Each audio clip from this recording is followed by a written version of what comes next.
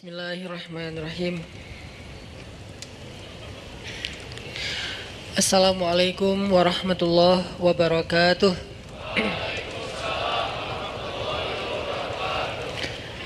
Innal hamdalillah nahmaduhu wa nasta'inuhu wa nastaghfiruh. Asyhadu an la ilaha illallah wahdahu la syarikalah wa asyhadu anna Muhammadan abduhu wa rasuluh. Radina billahi rabba wa bi Muhammadin nabiyya wa bil islami dina. Allahumma salli wa sallim wa barik ala sayyidina Muhammadin wa ala alihi wa sahbihi ajma'in. Rabbi syrah li sadri wa yassir li amri wahlul 'uqdatan min lisani yafqahu qawli. Teman-teman sekalian yang dirahmati Allah Subhanahu wa taala, yang semoga selalu dijaga hatinya oleh Allah Subhanahu wa taala agar selalu thiqah billah, agar selalu percaya dan yakin kepada Allah Subhanahu wa taala. Karena kelemahan kita itu berawal saat kita mulai meragukan Allah. Dalam segala dinamika hidup, kita selalu butuh Allah. Kita butuh Allah ketika Allah kasih kita ujian. Bahkan tetap kita butuh Allah ketika Allah kasih kita nikmat. Kalau kita butuh Allah saat diuji, agar kesabaran kita terjaga. Karena orang yang tidak ditemani atau dibersamai oleh Allah Subhanahu wa taala ketika dia sedang diuji, maka dia akan mudah untuk berkeluh kesah, bahkan berputus asa. Kebersamaan Allah kepada dia saat dia diuji itu adalah Allah Subhanahu wa taala menghibur hatinya. Allah Subhanahu wa taala menenangkan hatinya. Allah Subhanahu wa taala menghidupkan hatinya dengan nikmat iman.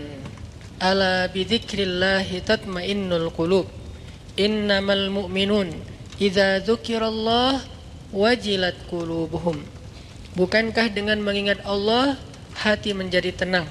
Dan orang yang beriman apabila diingatkan dengan nama Allah, disebut nama Allah, maka hatinya akan bergetar.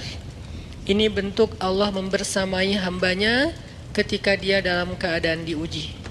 Allah menghiburnya dengan kalimat alam yajidka yatiman fa'awa wa wajadaka dhallan fahada wa wajadaka ailan fa'aghna. Allah menghiburnya dengan kalimat inna a'tainakal kautsar. Allah menghiburnya dengan kalimat kalla saya'lamun summa kalla saya'lamun. Allah menghiburnya dengan kalimat la tahzan innallaha ma'ana. Ini adalah ketika Allah membersamai seorang hamba saat dia dalam keadaan diuji. Allah membersamai hamba juga ketika dia dalam keadaan diberi nikmat. Karena tanpa itu, maka seseorang akan jatuh justru kepada dosa-dosa karena dia mendapatkan banyak kenikmatan hidup. Kalau Allah Subhanahu wa taala tidak menjaga dia saat dia diberi nikmat, maka nikmat itu justru menjadi jalan bagi dia untuk terjerumus kepada banyak dosa. Justru nikmat itulah yang menjadi penghalang bagi dia untuk mengingat Allah. Karena dia sibuk menikmati hidupnya, akhirnya dia terhalang dari mengingat Allah tepat waktu. Sibuk menikmati hidupnya, terhalang dari Allah untuk bangun tengah malam. Karena dia tidurnya larut. Kenapa tidur larut? Karena terlalu banyak yang harus dia nikmati sebelum tidur. Dia bisa makan-makan, dia bisa jalan-jalan, dia bisa ngopi, dia bisa ketemu teman, dia bisa belanja. Bahkan dia nunggu midnight sale untuk bisa menghabiskan nikmat yang Allah kasih kepada dia. Sehingga akhirnya tidurnya terlalu larut, lalu dia tidak bisa bangun untuk menghadap Allah, curhat kepada Allah. Hal yang selama ini dia lakukan justru ketika dia diuji oleh Allah. Ketika diuji oleh Allah, mudah bagi dia bangkit tengah malam, curhat, sujud panjang, menangis dalam doa. Ketika Allah kasih nikmat, curhatnya hilang, malamnya lelap, sampai bahkan subuhnya juga kelewat. Ini kalau Allah nggak membersamai seorang hamba ketika dia diberi nikmat. Sehingga orang yang seperti ini, kalau dalam keadaan seperti ini terus-menerus dalam jangka waktu yang lama, nanti dia akan terjebak di dalam istidraj. Setelah sekian lama, tapi nggak boleh kita baru ngelihat orang dapat nikmat, wah istidraj itu, nggak boleh. Ini namanya rillan, dengki sama orang lain. Nggak mau ngelihat orang dapat nikmat itu nggak rela gitu, langsung dijudge istidraj, hati-hati. Ngelihat orang dapat nikmat, ain, hati-hati. Ngelihat orang dapat nikmat, ria, sombong, hati-hati gitu kan. Ini gampang menjudge. Istidraj itu setelah sekian lama. Karena Allah nggak langsung mengistidraj hambanya hanya ketika sekali dia terjatuh. Hanya ketika sekali dia tergelincir. Hanya ketika sekali dia tersandung. Langsung Allah istidraj. Allah tidak seperti kita yang mudah sekali untuk patah hati. Allah itu dikhianati oleh hambanya berkali-kali nggak patah hati. Sabar nunggu kita taubat. Berbaik sangka bahkan kepada kita walaupun Allah Maha tahu tentang nasib kita. Berharap, berbaik sangka di sini artinya Allah berharap kita suatu saat sadar, suatu saat kembali, suatu saat pulang lagi kepada Allah, suatu saat minta ampun kepada Allah. Nggak langsung begitu kita bikin dosa, sementara nikmat kita banyak, langsung Allah, wah kamu udah saya istidraj. Biarin aja kayak gitu. Unfollow. Allah mengunfollow hambanya, ya, tapi butuh waktu yang lama. Setelah postingannya sekian kali itu jelek terus. Bahkan kalau dia scroll dari bawah tuh postingannya jelek semua, maka di unfollow. Siapa orang yang di unfollow oleh Allah? Bara'atum minallah. Itu bahasa Al-Qur'annya. Allah berlepas tangan. Apa bahasa sosial media? Allah berlepas tangan, udah nggak mau lagi membersamai dia, udah nggak mau lagi perhatian sama dia, udah memutuskan dia. Ini diputusin sama Allah, ini seburuk-buruk musibah. Tapi kan nggak ujuk-ujuk ya, baru sekali kesandung, udah males unfollow aja. Itu mah kita. Kalau Allah nggak kayak gitu. Kalau Allah walaupun kita udah tersandung, berapa tahun kita tersandung? Bukan tersandung lagi, pergi meninggalkan Allah. Bertahun-tahun kan? Kita nggak sholat berapa tahun? Kita nggak puasa berapa Ramadan? Kita nggak zakat berapa kali dikasih rezeki? Berapa kali masuk nisab dan haul? Kita mengabaikan azan berapa kali dengar dalam sehari? Apakah langsung Allah istidraj? Enggak. Tapi kalau kita terus-terusan kayak gini, satu saat Allah biarkan kita istidraj. Sanastadrijuhum min haitsu la ya'lamun. Akan kami istidraj mereka dari jalan yang mereka enggak pernah duga. Maksudnya mereka pikir hidup mereka baik-baik saja. Mereka pikir mereka tidak akan celaka lagi. Mereka pikir mereka tidak akan bisa binasa lagi. Itu disebut di dalam surat Al-Mulk, disebut di dalam surat Al-Kahfi, cerita tentang orang-orang yang kufur sekian lama sampai dia berkeyakinan saya nggak mungkin rugi, saya nggak mungkin celaka. Dari jalan mana saya akan celaka sementara saya punya segalanya. Dalam kondisi kayak ginilah orang sanastadrijuhum min haitsu la ya'lamun. Akan kami istidraj, akan kami giring mereka dari jalan yang mereka nggak pernah duga. Kepada apa digiring? Bukan kepada kesesatan. Allah tidak menyesatkan hambanya. Kalimat Allah menyesatkan di sini artinya Allah membiarkan sesat. Kalau kita menerjemahkannya Allah memberi petunjuk dan menyesatkan, kok Allah jahat banget ya? Pilih-pilih hambanya, yang ini dikasih petunjuk, yang ini dibiarkan disesatkan. Enggak. Arti Allah menyesatkan bukan Allah memberi dia kesesatan. Allah tidak menyesatkan hambanya. Allah Maha Rahim, Maha Rahman. Terus arti menyesatkan di sini adalah orang yang memilih jalan kesesatan Allah biarkan. Padahal dia sudah diberi petunjuk lewat banyak para nabi, para penasehat, para ya bolehlah disebut motivator atau apapun gitu kan. Tapi dia nggak mau dapat nasihat. Akhirnya Allah biarkanlah tersesat. Kan udah dikasih kesempatan. Ini artinya sanastadrijuhum min haitsu la ya'lamun. Artinya orang itu akan Allah giring kepada kerugian. Kalau bahasa surat Al-Baqarah, ulaika alladzina ishtarawud dhalalata bil huda fama rabihat tijaratuhum tijarah mereka, dagangnya mereka, hitung-hitungannya mereka, transaksinya mereka itu fama rabihat, enggak ada rabahnya, tidak ada untungnya. Jadi mudah-mudahan Allah jaga hati kita, baik ketika kita diuji, bahkan ketika kita diberi nikmat, supaya dalam dua keadaan ini kita tetap menjadi mukmin yang ajaban, yang ideal, yang baik, yang insya Allah Allah suka sama kita. Kalau diuji sabara fakana khairallah, kalau diberi nikmat syakara fakana khairallah. Kalau dia diuji dia bersabar, dan itu kebaikan untuk dia. Ternyata diuji ujung-ujungnya baik. Lewat apa ujian menjadi kebaikan? Lewat sabar. Bukankah Allah bilang wabasyiris sabirin? Sampaikan berita gembira kepada orang yang sabar. Ada banyak kebaikan yang Allah sediakan untuk orang yang sabar kalau dia sabar. Dan kalau diberi nikmat syakara. Kalau diberi nikmat dia bersyukur. Fakana khairallah. Kenapa nikmat kok menjadi kebaikan? Karena maksud nikmat dan kebaikan kan nikmat itu udah kebaikan. Kenapa ditambah kebaikan? Maksudnya dengan dia bersyukur Allah tambahkan kebaikan itu.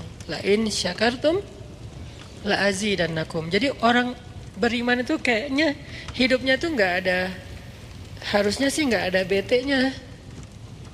Hidupnya tuh nggak ada istilah, aduh hari ini gue kayak rugi banget nih. Nggak ada orang yang beriman rugi. Mau dia dalam keadaan, kan hidup kita tuh di antara dua itu kan. Kalau cuman varian ujian itu aja macam-macam. Varian ujian itu misalnya kalau di surat Al-Baqarah Allah menyebutkan 3 varian ujian kan. Ba'sa, dharra, zulzilu. Ujian fisik, ujian harta. Harta ini termasuk karir, kerjaan, usaha, bisnis. Dan ujian zulzilu, ujian perasaan, termasuk diputusin, atau orang yang dekat sama kita jadian sama yang lain, atau mungkin di unfollow oleh ya gitu deh. Saya kalau udah ngebahas bab ini agak gimana gitu. Jadi 3 varian ini masuk kategori apa?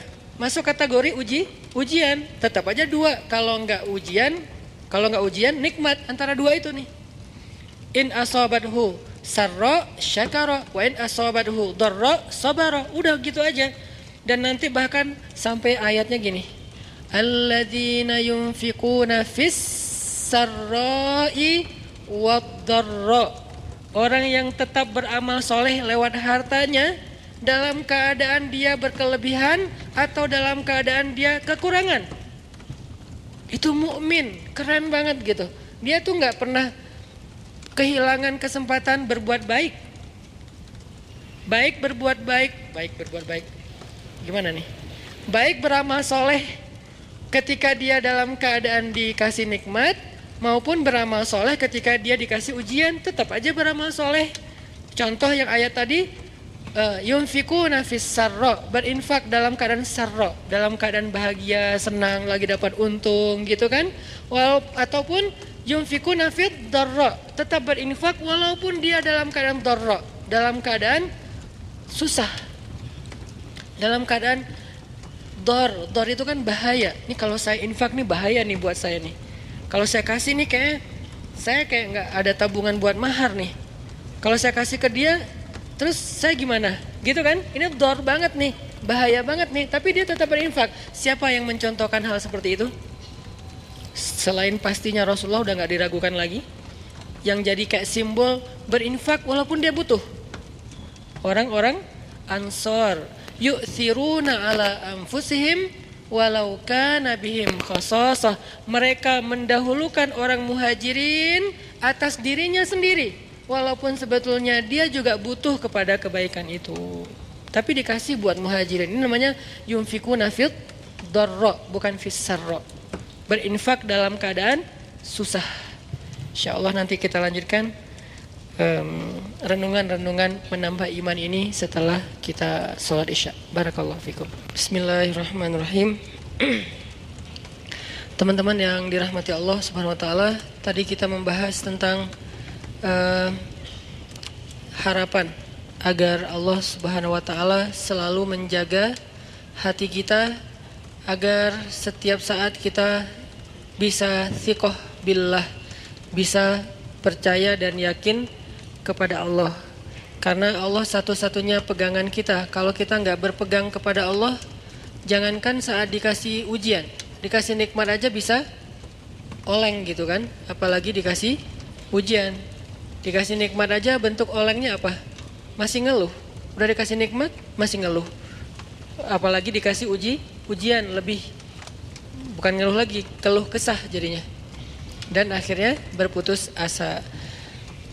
Orang yang Allah jaga hatinya dalam keadaan senang dan susah, salah satu contohnya adalah orang yang yunfiquna fis sarra'i wad-dharra, orang yang bisa tetap beramal soleh, tetap berinfak, bisa tetap bantu orang bahkan ketika dia dalam keadaan dharra, dalam keadaan susah. Yang kadang-kadang ngebantu orang itu beresiko buat dia sendiri. Dia sendiri lagi butuh bantuan, tapi dia juga malah bantu orang lain.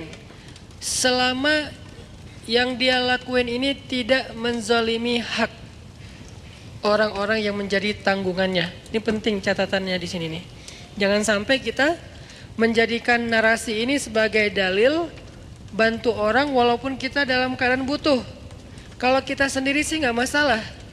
Tapi kalau yang butuh ini adalah keluarga, maka kita harus bermusyawarah dengan keluarga kita. Mereka punya hak untuk menentukan ya atau tidak. Kalaupun tidak, kita nggak boleh menjudge mereka tidak solehah. Misalnya seorang suami lagi punya hutang. Hutang itu kan tanggungan bersama kan? Karena nanti kalau datang debt collector, kalau ada tagihan yang akan menanggung gelisah, takut, terancam, nggak nyaman itu bukan cuman suami, tapi juga istri ngerasain nggak nyamannya didatengin orang yang tuh nagih hutang tuh nggak nyaman. Sehingga kalau nanti ada yang harus dijual dari aset kita kan itu bagian dari hak istri juga. Kalau perabotan rumah ada yang harus dijual kan itu jangan-jangan itu alat senamnya istri misalnya kan ya. Jadi dia tetap menanggung konsekuensi dari resiko berhutang gitu kan. Sehingga kalau misalnya kita lagi punya hutang, terus kita mau bantu orang yang juga punya hutang, cuman dia kayak darurat banget.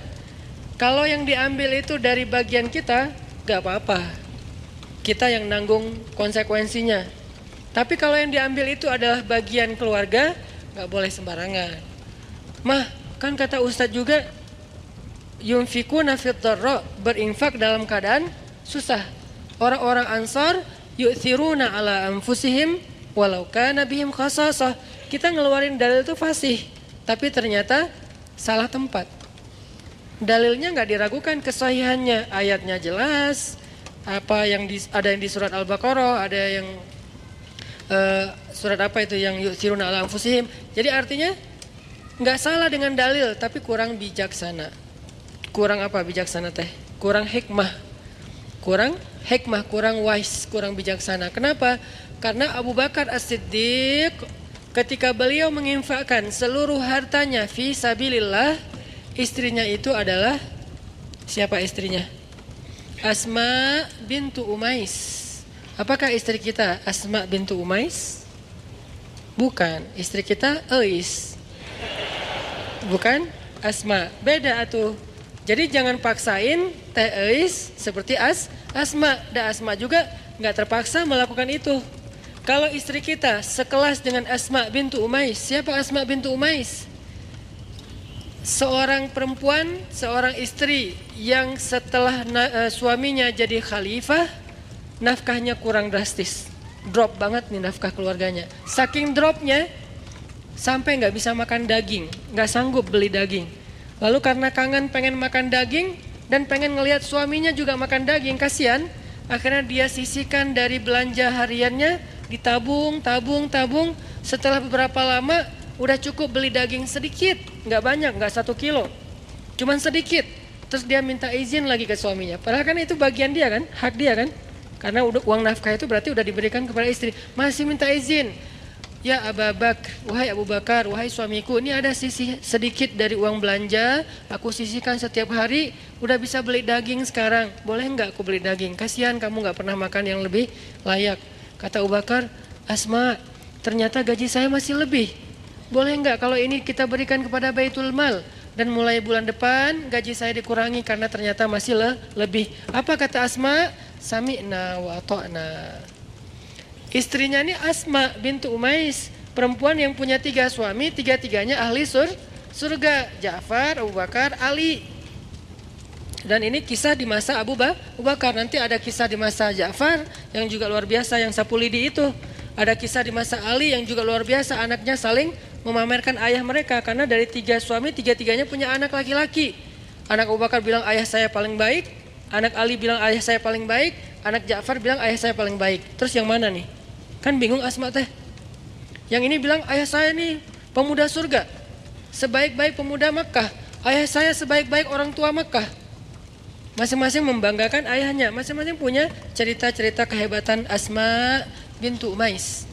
Artinya nggak bisa juga sembarangan kita mengambil hak keluarga kita lalu kita dengan alasan berinfak dalam keadaan dharra. Nggak boleh, karena itu tidak bijak. Sehingga ketika ada sahabat yang ingin menghabiskan hartanya untuk infak, minta izin ke Nabi, Nabi nanya, kamu punya keluarga? Punya anak? Punya. Ya udah, beri bagian mereka. Kalau gitu setengah ya Rasulullah. Enggak, masih kebanyakan. Kalau gitu sepertiga ya Rasulullah. Itu pun masih kebanyakan, tapi cukuplah. Sepertiga aja masih kebanyakan, tapi cukup. Lalu bagaimana dengan Abu Bakar? Abu Bakar lihat dulu. Makanya kita nggak bisa memahami satu dalil tanpa mendalami konteksnya. Jangan sampai kita menggunakan cerita Abu Bakar untuk membolehkan diri kita melakukan apapun yang kita suka. Mah, papa nih pengen jadi Abu Bakar. Tugas kita didik dulu istri kita biar jadi Asma. Baru nanti kita bisa jadi Abu Bakar. Abu Bakar itu keberhasilannya bukan hanya berinfak dengan seluruh hartanya. Keberhasilan Abu Bakar juga di situ, adegan itu adalah dia berhasil mendidik Asma menjadi seorang istri yang mampu berlapang dada ketika suaminya berinfak dengan seluruh hartanya dan nggak punya apa-apa lagi yang tersisa. Tapi kalau nggak jadi seperti Asma pun jangan langsung dijudge, mamah nih jauh banget dari Asma. Ya Allah, gimana ini?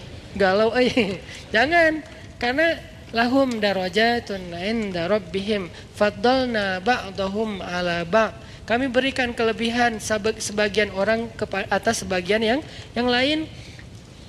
Dan istri Nabi juga beda-beda kelebihannya. Para anbiya beda-beda kelebihannya. Ada para nabi yang kelebihannya lebih kepada suara. Nabi siapa? Daud, sampai Allah Subhanahu wa taala menundukkan semesta untuk ikut berzikir bersama Daud. Yang saya menyebutnya dengan istilah konser kolosal.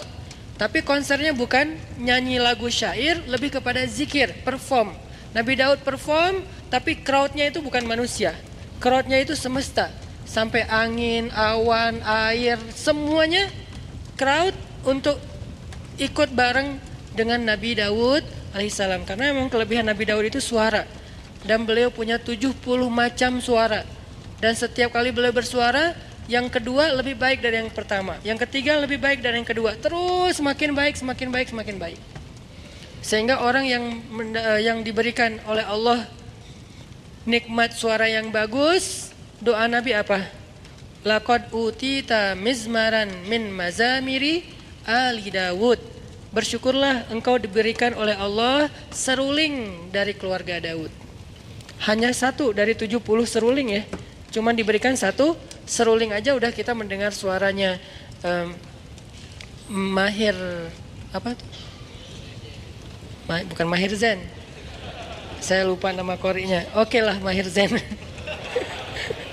Oke, anak muda Mahir Zain. Kalau ininya ada kori bagus juga suaranya. Nanti ada juga yang di Mahir Muakili ya. Mahir Muakili. Itu baru satu mizmar ya. Satu seruling. Kita dengar Rashid Al-Afasi, nama panjangnya apa? Masyari Rashid Al-Afasi. Kita dengar Masyari Rashid Al-Afasi dengan azannya yang keren banget kan? Belum lagi nanti azan Al-Aqsa. Kalau dengar suara azan Al-Aqsa itu jadi azan yang menyayat hati. Kenapa? Azannya tuh kayak curhat. Aqsa kok gini-gini amat ya. Kesannya kayak gitu tuh. Dari azannya tuh saya kayak membaca, kasihan ya Masjid Al-Aqsa, kok kita gini-gini amat ya. Nah itu dari suara serak-seraknya azan Al-Aqsa. Nanti belum lagi suara bacaan Ad-Dagriri, azannya Syekh Ad-Dagriri, kalau nggak salah Hamdi Ad-Dagriri di Mekah, kayaknya ini lagi naik daun juga sekarang selain Mahir Mu'akili. Ini semuanya mizmaran, satu seruling. Belum 70 seruling, gimana 70-nya? Jadi memang Allah kasih fadl, Allah kasih keutamaan. Nanti Nabi Sulaiman, anaknya Nabi Daud, beda lagi keutamaannya. Kalau Nabi Daud keutamaannya di suara, Nabi Daud keutamaannya di tenaga fisiknya sampai Allah lunakkan besi di tangan Nabi Daud. Kalau Nabi Sulaiman, Allah lunakkan Allah tundukkan bukan besi, bukan semesta, tapi jin. Jinnya pun bukan jin yang hanya jin beriman, bahkan jin yang tidak beriman pun tunduk. Syaitan namanya. Kalau jin beriman kan jin doang ya. Kalau jin yang tidak beriman syaitan. Syaitan aja tunduk. Kenapa? Takut sama Nabi Sulaiman. Kami tundukkan angin. Ini fadlnya Nabi Sulaiman. Nanti Nabi siapa lagi misalnya? Nabi Musa. Allah kasih fadl tersendiri berbeda dengan saudaranya Harun. Harun fadlnya lisan. Musa fadlnya kegagahannya, kekuatan azamnya, kekuatan fisiknya. Sehingga ketika mereka berdua kolaborasi, ini jadi sebuah revolusi yang luar biasa, ngalahin Fir'aun, ngalahin Haman, ngalahin Qarun, bahkan ngalahin Samiri. Kan banyak nama-nama tokoh antagonis pada era itu kan. Fir'aun, Haman, Qarun, Samiri ini kan antagonis semua nih. Jadi penjahatnya. Terus superhero-nya, superhero. Jagoan-jagoannya Musa, Harun, Masyitah, apalagi nanti Asia, kan banyak kan jagoan-jagoan yang keren-kerennya nih. Jadi intinya adalah fadl. Setiap orang diberikan fadl. Jadi kalau kita ngelihat ada istri, ada suami yang mungkin kalau dibandingkan dengan orang lain dia kurang di sini, jangan langsung dijudge kok dia gini-gini amat ya. Ada fadl yang dia miliki yang orang lain nggak punya. Toh sahabat juga gitu. Abu Bakar dengan Umar, coba lihat bedanya. Abu Bakar dengan kelembutannya bermanfaat untuk umat. Umar dengan ketegasannya, bukan tegas, bahkan kekerasannya juga bermanfaat untuk umat. Nanti ada Utsman dengan malu-malunya tetap bermanfaat juga buat umat. Sifat malu aja jadi kebaikan. Ali dengan sama sih pemalu, cuman beda adegan, beda cerita. Tapi sisi lainnya Ali dengan kesatrianya bermanfaat untuk umat. Intinya teman-teman, nggak boleh kita memaksa semua orang itu dengan satu model. Bahkan Allah sendiri mengatakan faddalna ba'dahum ala ba'd. Kami berikan keutamaan sebagian atas sebagian yang lain. Bahkan Nabi Sulaiman alaihissalam ketika mau memindahkan singgasananya Ratu Balqis di Yaman, Nabi Sulaiman memberikan tender kepada para pengikutnya. Siapa yang mau memindahkan singgasana Balqis? Terus ada jin, Ifrit bilang, saya bisa pindahkan istana itu sebelum rapat ini bubar. Sebelum rapat ini bubar. Apa bahasa di Al-Quran? Dalam sebelum Anda bangkit. Sebelum Sulaiman bangkit dari tempat duduk. Kata ulama tafsir artinya bukan seukuran berapa detik saya bangkit, bukan gitu. Menurut sebagian besar jumhur ulama tafsir, arti bangkit dari tempat duduk itu sebelum rapat beres, kurang lebih 1 jam. Karena waktu itu lagi ada kongres ya, kongres di zaman Nabi Sulaiman, kumpulin semua yang pemimpin-pemimpin kabilah, yang ahli-ahli di segala bidang, prajurit, panglima militer, kongres besar. Salah satu agendanya adalah membahas tentang masalah kerajaan Saba dengan Ratu Balqisnya. Lalu Nabi Sulaiman nanya, siapa yang bisa membawa singgasana Balqis ke sini? Kata jin Ifrit, saya bisa bawa sebelum Anda bangkit, artinya sebelum rapat usai, 1 jam kecepatan pesawat. Begitu beres rapat, udah ada singgasana di depan. Nabi Sulaiman bilang ini kelamaan, ada yang bisa lebih cepat? Lalu berdirilah seorang hamba yang solih. Disebutkan nggak namanya di ayat itu? Nggak disebutkan. Kenapa? Bukan itu intinya. Yang Allah mau sampaikan kepada kita, banyak orang yang Allah berikan kelebihan tapi nggak terkenal. Banyak orang yang Allah berikan kelebihan tapi dia mungkin nggak dalam segala hal, dalam satu hal aja. Cuman bagian itu doang dia lebih, bagian yang lain Nabi Sulaiman lebih. Sehingga dia mengatakan saya bisa membawa istana Balkis dalam satu kedip mata. Kedip mata itu bukan udah ada, bukan. Menurut tafsir, makanya kita tetap harus baca tafsir. Menurut tafsir ulama, satu kedip mata itu durasi jarak antara orang yang datang di ujung jalan, kan belum ketahuan tuh siapa yang datang, mantan kita atau mantan teman kita. Terus siapa sih? Kayak asa kenal gitu kan ya. Nah, kira-kira dari ujung, atau nggak usah ujung jalan deh, dari pintu masjid, di bawah tangga masjid, itu kan belum jelas kan siapa kan? Sampai dia ada dengan jarak yang kita bisa kenal wajahnya. Kira-kira jalannya berapa menit? Kurang lebih 10 menit, itulah waktu yang diminta oleh hamba yang solih. Dari arti sekejap mata, dari pandangan yang gak jelas menjadi jelas musafir yang baru datang. Itu kafilah dagang siapa? Siapa orang yang paling depan? Siapa yang naik onta itu? Sampai jelas. Berarti dari awalnya kelihatan setitik orang sampai menjadi jelas kurang lebih 10 menit, setengah jam. Itulah waktu yang dia butuhkan. Lebih cepat daripada yang pertama. Maka Nabi Sulaiman pun memberikan kesempatan orang itu, dia berdoa saja kepada Allah. Bukan dia sakti mandraguna terus dia terbang bawain singgasana Balkis. Apaan nih? Kenapa nih? Enggak gitu sih. Itu mah dongeng ya. Dia hanya minta ya Allah. Kenapa? Nih orang, nih pelajaran lain ya. Dia itu dikasih kesempatan oleh Allah Subhanahu wa taala, satu kesempatan berdoa. Dia itu dikasih satu kesempatan berdoa dan pasti Allah kabulkan. Dan kesempatan itu nggak pernah dia pakai kecuali saat itu. Ini sebagian ulama tafsir bilang kayak gini. Dia itu dikasih kesempatan sal tu'toh. Kamu minta satu hal, nanti akan aku kasih. Dia tunggu, dia nggak langsung, oh boleh ya Allah, ya udah ya Allah saya pengen nikah. Enggak, dia tahan diri, dia ikhtiar aja.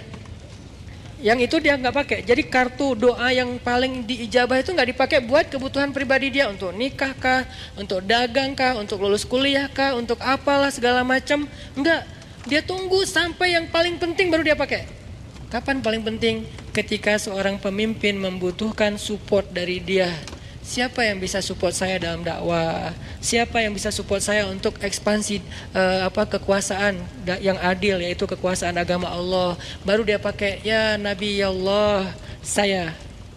Lalu dia angkat tangannya, dia bilang ya Allah, tolonglah Sulaiman, bawalah singgasana Balkis ke hadapannya sehingga engkau akan tunjukkan kekuasaanmu supaya Balkis beriman. Langsung Allah bawa. Jadi dia pakai satu-satunya kesempatan dia berdoa, bukan ngedoain orang yang udah mutusin dia tanpa alasan. Ya Allah dia jawab banget sih. Ini walaupun sebetulnya doa kita kan banyaknya kesempatannya. Ini artinya kalau sekali-kalinya kita dikasih kesempatan berdoa yang lain gak diijabah kecuali sekali, maka sebaik-baik orang yang menggunakan doa itu adalah untuk mendoakan kepemimpinan atau diberikan seorang pemimpin yang solih, pemimpin yang adil, pemimpin yang bisa menjadi khalifatullahi fil ard, menjadi wakil Allah di muka bumi. Arti wakil Allah itu menyebarkan agama Allah yang adil di muka bumi. Rahmatan lil alamin. Maaf ya agak kemana-mana nih. Sebetulnya yang mau dibahas bukan ini sih. Ini mah prolognya jadi kelamaan. Nggak apa-apa lah. Mudah-mudahan jadi motivasi ya buat kita untuk tadi intinya balik lagi ke awal. Semoga Allah menjaga hati kita dalam sikoh. Dan malam ini baru mau bahas. Dan malam ini kita akan sesuai dengan feedster yang udah disebar oleh teman-teman Shift Media. Saya akan coba sharing sedikit dari, saya yakin di sini bukan saya doang yang pernah ke Jepang. Saya mah juga baru beberapa kali doang. Pasti ada teman-teman yang mungkin udah bolak-balik ke Jepang. Agak-agak bete dikit, ke Jepang gitu. Ada yang kayak gitu mungkin ya.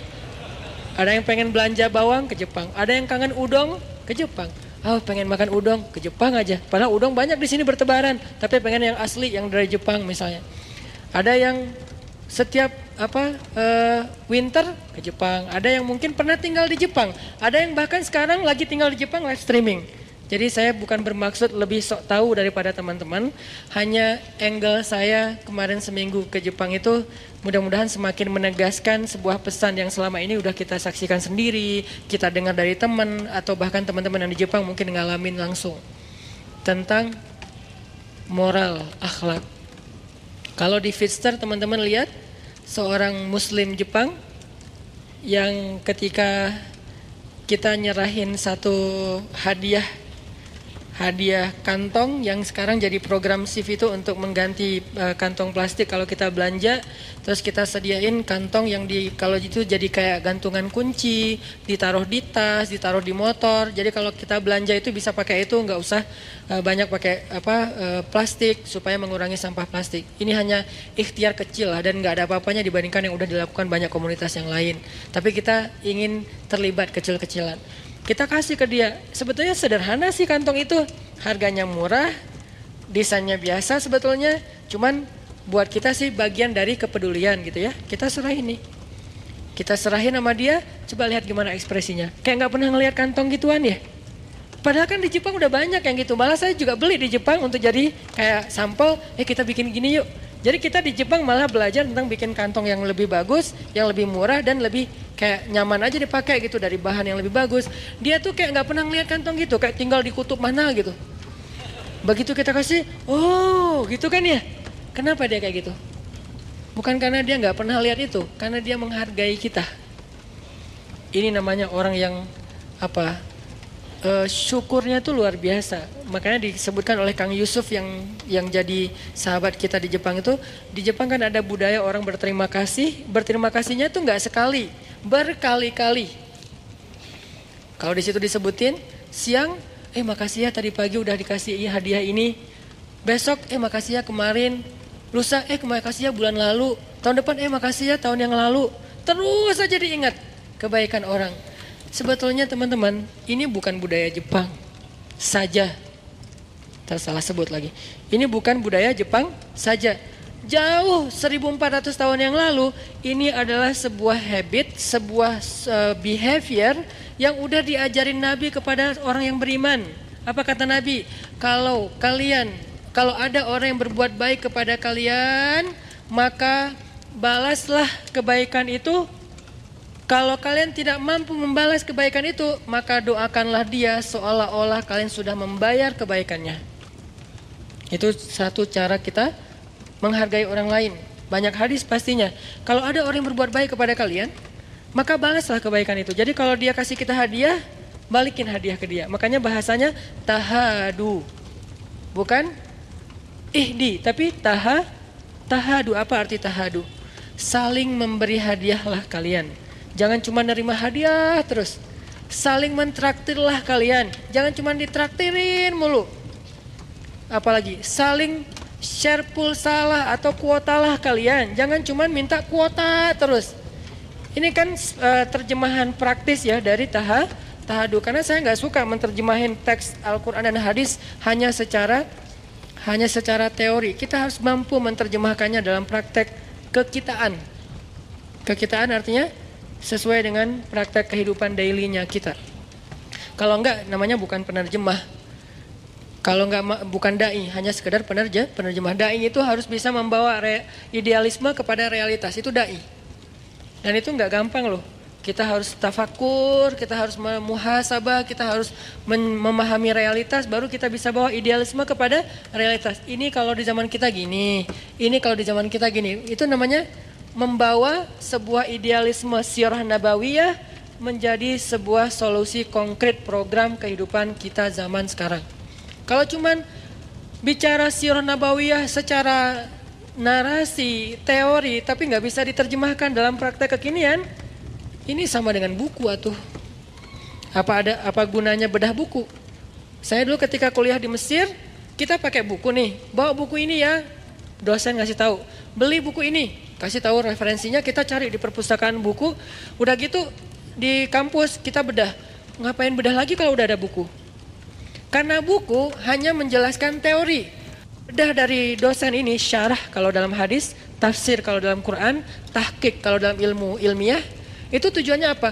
Untuk menjelaskan lagi teori-teori di buku itu dalam bentuk yang lebih konkret. Nah, begitu juga ta'lim. Kalau ta'lim cuma saya bahas bahwa Nabi pernah begini, bahwa Nabi pernah begitu, terus zaman kita gimana? Kan nggak mentranslate kan? Nggak menterjemah. Nabi itu misalnya pernah lomba berkuda yang saya share di YouTube, pernah lomba berkuda dari Thaniyatil Wada sampai ke Masjid Bani Zuraik. Zaman kita apa? Bukan cuma berkuda. Ini berarti belum menterjemah sirah nabawiyah. Zaman kita tuh artinya riding, touring, night run kalau buat anak mobil. Jadi games anak-anak yang senang mobil, motor, sepeda dari satu tempat dan berakhir di masjid. Riding lah yang paling sederhananya. Touring kalau bareng-bareng misalnya, itu adalah terjemahan konkret apa yang terjadi di zaman Nabi dengan konteks kekitaan. Nggak harus kita cari kuda baru ngikut sunnah. Kalau nggak naik kuda berarti belum nyunnah. Sehingga ada istilah olahraga sunnah. Saya nggak sepakat dengan istilah olahraga sunnah. Semua olahraga selama nggak melanggar syariat itu nyunnah. Berenang, yang nyunnah yang mana? Yang gaya bebas Ustaz? Enggak, semua berenang itu sunnah. Mau dia diving, mau dia free dive, mau dia snorkeling, mau dia surfing, mau dia cliff dive. Kan banyak varian berenang kan? Cliff dive yang loncat dari tebing itu, yang paling pro yang baru diputusin, itu kan loncatnya paling tinggi. Pro cliff diver, loncat paling tinggi, udah gitu loncat nggak muncul-muncul. Ini kan varian dari berenang, free dive kah, diving kah, snorkeling kah, apalagi saya nggak tahu, surfing, atau kalau surfing aja mazhabnya banyak banget nih. Ada surfing longboard, ada shortboard, ada apa, pakai papan skimboard, ada yang wake surf, ada yang ski apa tuh, water ski sport kayak gitulah, pokoknya water sport terserah deh apa namanya. Ada yang berenang pun gaya bebas, gaya punggung, gaya katak, gaya batu, gaya malu-malu gitu kan. Gimana kayak malu-malu, mau loncat kayak malu gitu. Kenapa? Takut malu-maluin. Artinya semua ini sibahah, semua ini adalah berenang. Jadi yang namanya berenang nggak harus kita langsung mengatakan olahraga sunnah itu berenang. Boleh juga olahraga sunnah itu diving. Boleh nggak ngomong kayak gitu? Boleh. Cuman orang nggak berani aja ngomong kayak gitu. Kenapa Ustadz? Soalnya mungkin dia pikir kalau keluar dari kata berenang jadi nggak islami. Padahal berenang itu kan kategori umumnya. Nanti variannya, jenis-jenisnya banyak. Saya bisa aja bilang diving, olahraga sunnah. Cliff dive, lebih nyunnah lagi. Karena itu adrenalinnya cowok banget kan, loncat, wah gitu segala macam. Kenapa itu hanya jadi kayak kesannya nggak nyunnah, kurang berpahala. Soalnya bukan gaya bebas, cuman gaya bebas doang yang berpahala. Padahal manfaatnya sama aja. Bahkan kalau teman-teman yang diving itu kan luar biasa ya. Kemarin saya mau diajak diving di Tanjung Pinang, ternyata itu tekniknya, ilmunya dahsyat juga tuh diving. Apalagi free dive. Free dive nggak pakai tabung udara, terus kayak mau masuk kan kalau di laut susah ya. Kayak mau tenggelam nggak tenggelam. Nih kenapa sih kok saya di permukaan air terus gitu. Muncul lagi belakangnya gitu, nggak masuk-masuk. Kayak seonggok karang gitu kan ya. Kenapa? Karena susah banget mau masuk ke dalam. Ada tekniknya. Saya pas lagi di Bunaken tuh. Sok-sok free dive. Sebetulnya nggak free dive sih. Free dive-an gitu. Wah gua mau free dive. Oh iya Ustaz. Udah aja. Sampai ke bawah. Mau turun itu ada anak saya minta diambilin bintang laut kan di tebing gitu. Jadi agak di pinggir-pinggir tebing gitu, ini kayak bahaya banget gitu kan. Yang di sebelah sana gelap, sebelah sini kayak warna-warni. Kata anak saya, "Baba mau yang bintang laut itu tuh." "Oh ya tenang." Gaya kan. Loncat deh saya tuh dari kapal, loncat. Saya kira gampang gitu, tenggelam kayak di kolam renang kan gampang tuh, nyelam kan. Ini nyelam kok susah banget ya, kok nggak kayak ada yang nahan, lo nggak boleh ke bawah, kayak susah banget, sampai kelepek lama, datanglah yang lokal pride-nya, warga lokalnya yang udah pro banget lah ya, makanya buat kita tuh lokal pride itu terbaik lah, udah free rider banget. Mereka nggak pakai pencitraan, nggak pakai GoPro 7, nggak pakai apa-apa, tapi bener ke bawah. Kita udah pakai segala alat, cuman di atas doang. Terus diedit, posting gitu. Kalau mereka tuh bener-bener tenggelam beneran. Ustadz bisa, aduh nyerah deh nyerah. Akhirnya dia langsung sek ngambil, langsung muncul lagi. Gampang gini, kok bisa gampang gini mas? Ya latihan. Sampai ada yang nombak ikan gitu-gitu kan. Itu kan semuanya olahraga air, berenang dan keren. Bahkan sebagiannya dipakai buat kemampuan militer. Militer kita juga ada yang diving, ada yang sampai berenangnya tangan dan kaki diikat kan sampai kayak gitu-gitu. Kalau di Palestina tuh orang Hamas, pasukan Hamas pakai berenang dengan jenis apa? Diving. Mereka pakai tabung udara diving dari Gaza tembus ke pangkalan militer Israel. Kan ada dulu serangan yang 10 prajurit Hamas angkatan laut yang katak gitu kan, angkatan pasukan katak masuk ke dalam, keluar nyerang. Kalau ini kan perang, namanya perang ya, saling tembak-tembakan, masa saling senyum gitu kan.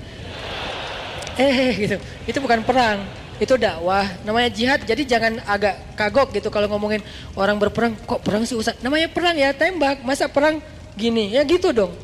Nah dia masuk, terus keluar di pangkalan militer Israel, diserang, terbunuh beberapa prajurit Israel dari Hamasnya.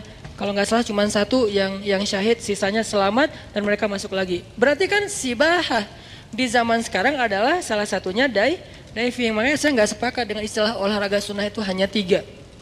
Padahal kalaupun mau dibikin persis kayak Nabi, 4 harusnya. Yang jarang dibahas yang keempat apa? Gulat. Bukankah Nabi juga pegulat? Yang ngalahin Abu Rukanah? Kenapa nggak dimasukin?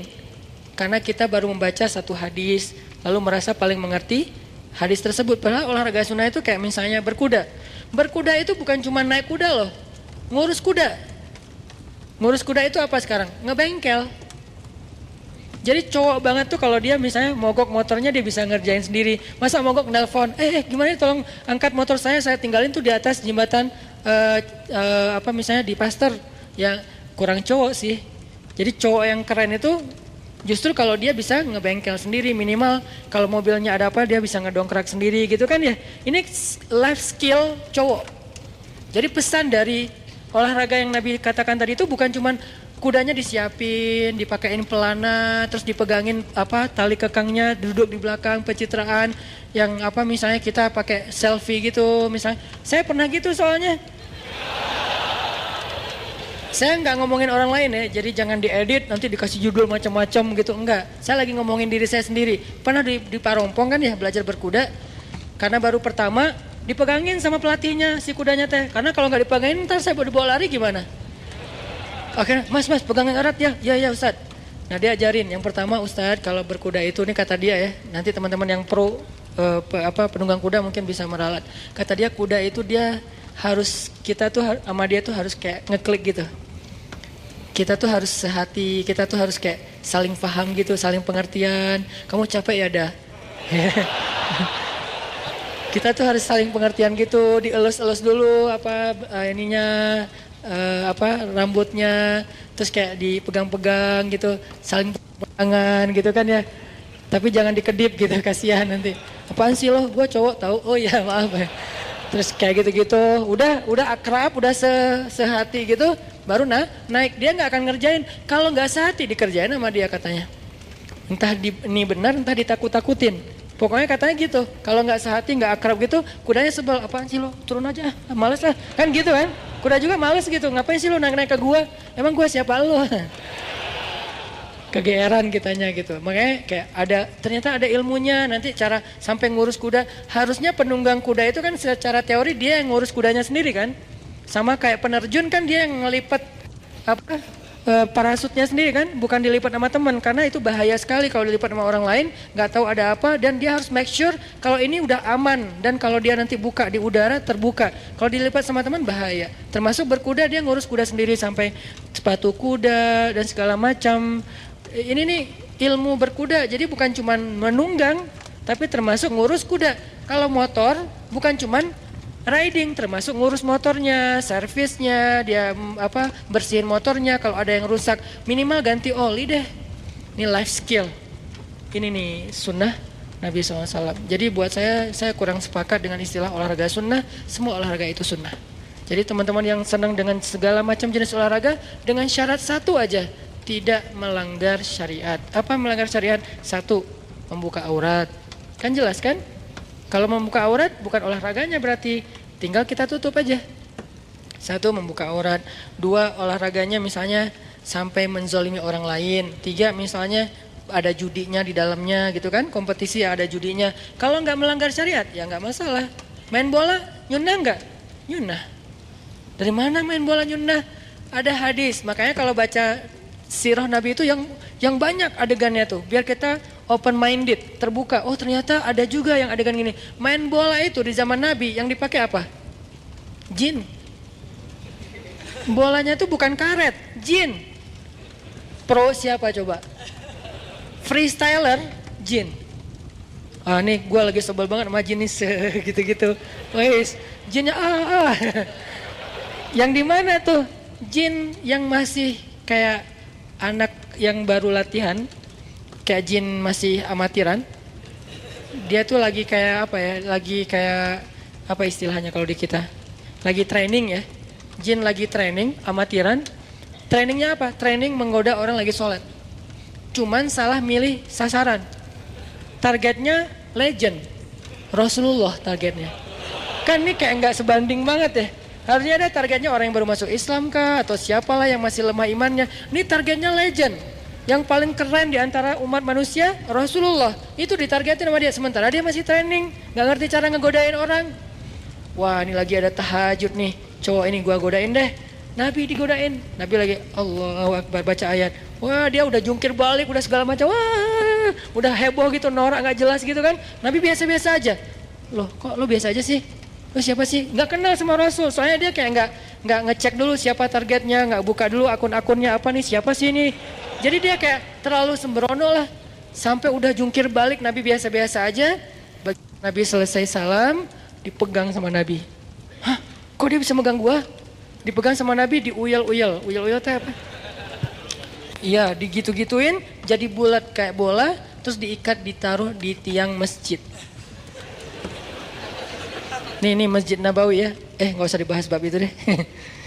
Dikit aja. Kan Masjid Nabawi itu ada dua area kan? Ada area tertutup kayak gini. Itu dipakai ibadah, dipakai itikaf, pakai sholat. Ada area terbuka, namanya sahan. Atau kalau bahasa arsitek kata Muzammil, courtyard. Memang dalam masjid juga. Nah di situ digantung tuh di tiang Masjid Nabawi bola api jin. Dia menyala seperti api tapi tidak membakar apa-apa. Digantung di tiang masjid. Nunggu sampai subuh. Begitu subuh anak-anak kecil Madinah kan pada subuh berjamaah tuh. Mereka kan sunrise lover semua kan. Pada senang dengan waktu subuh. Karena waktu subuh itu waktu paling baik untuk orang yang beriman kan kata Nabi. Jadi pada bangun anak-anak kecil, kita ke masjid yuk. Anak-anak kayak ukuran pinupin gitu. Tapi sahabat-sahabat gitu kan. Anak-anak kecil, memang anak-anak di bawah 10 tahun. Ke masjid, ramai kan anak kecil ke masjid. Subuh-subuh kan seru banget ya. Subuh-subuh anak kecil pada ketemu gengnya. Ke masjid ramai-ramai. Begitu masuk masjid ngelihat, kok ada lampu apa tuh kayak bola? Wah ya habis subuh kita main bola itu ya. Pada bisik-bisik gitu. Habis subuh pengen main bola itu. Begitu selesai subuh, Nabi ngambil bolanya dilepaskan. Pergi jinnya. Jangan balik lagi ya. Ya maaf salah target. Pergi aja dia. Kata Nabi apa? Kalau bukan karena doa saudaraku Sulaiman, akan aku biarkan jin ini jadi bola ditendang oleh anak-anak di kota Madinah. Berarti sepak bola udah ada pada masa itu, cuman contoh dalilnya bola api jin. Kalau sekarang mungkin menyambut satu Muharram gitu kan ya, atau menjelang Ramadan kan suka ada kayak kegiatan seru-seruan tuh, sepak bola api gitu kan. Yang buat saya sih itu namanya local pride. Salah satu kebanggaan lokal lah, selama tidak membahayakan dan tidak berlebihan sih, ya namanya juga seru-seruan, masa nggak boleh gitu kan? Selama nggak ada keyakinan, ini api sebelum kita main sepak-sepak, kasihan ntar gini-gini dulu, kita nyembah-nyembah dulu, kita ada kayak ritual dulu, enggak sih, cuman main doang, seru-seruan. Itu mungkin asal muasalnya yang tadi. Cuman kalau ini api beneran, kalau itu jin. Kalau jin di zaman kita kan mungkin nggak akan ketendang ya. Kalaupun ketendang nggak ada yang berani juga kali kan ya. Jin? Innalillahi auzubillahi minasyaitonirrajim. Pada lari gitu. Ayat kursi keluar, Yasin segala macam. Sahabat saking jago Nggak pakai ayat kursi, tendangan aja. Namanya juga jin, akhirnya jinnya dilepas sama Nabi. Kenapa dilepas? Bukan karena kasihan. Dia tuh harusnya dikasih pelajaran sama Nabi. Cuman kenapa dilepas? Nabi menghargai doa Sulaiman. Apa doa Sulaiman? Ya Allah, beri saya kekuasaan yang tidak engkau berikan kepada orang setelah saya. Apa kekuasaannya? Bisa menguasai jin. Sebetulnya Nabi bisa aja, cuman menghargai Nabi Sulaiman. Jadi di antara para nabi kayak saling respect gitu. Ah, ini mah bagian Sulaiman deh. Jangan saya nggak akan ngambil bagian itu. Kalau mau bisa lebih daripada Sulaiman. Sama kayak Nabi Musa membelah laut yang saya sering cerita, Nabi Muhammad membelah bulan. Lebih dahsyat siapa coba? Walaupun sama-sama dahsyat. Nabi Musa belah laut dengan seizin Allah. Nabi Muhammad belah bulan dengan seizin Allah. Bukan yang di bumi, yang di luar bumi, yang jadi planetnya bumi atau di luar angkasa. Lebih keren lagi nih. Cuman ya Nabi Muhammad kan tipenya nggak pamer kayak kita ya. Baru apa aja udah, wes, langsung edit lagi, terus kasih back sound, di slow motion. Kebayang belah bulan slow motion? Demi untuk bisa diakui gitu kan, itu mah kita.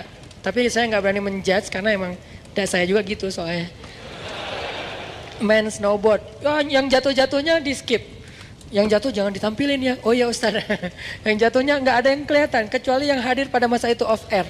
Kalau yang lihat di sosial media, wah Ustaz jago banget nih bisa backside terus frontside gitu kan.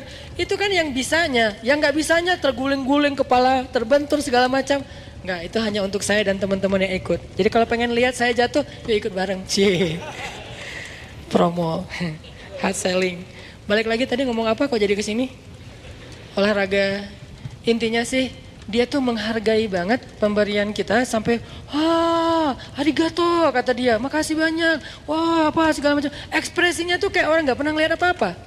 Ini namanya menghargai.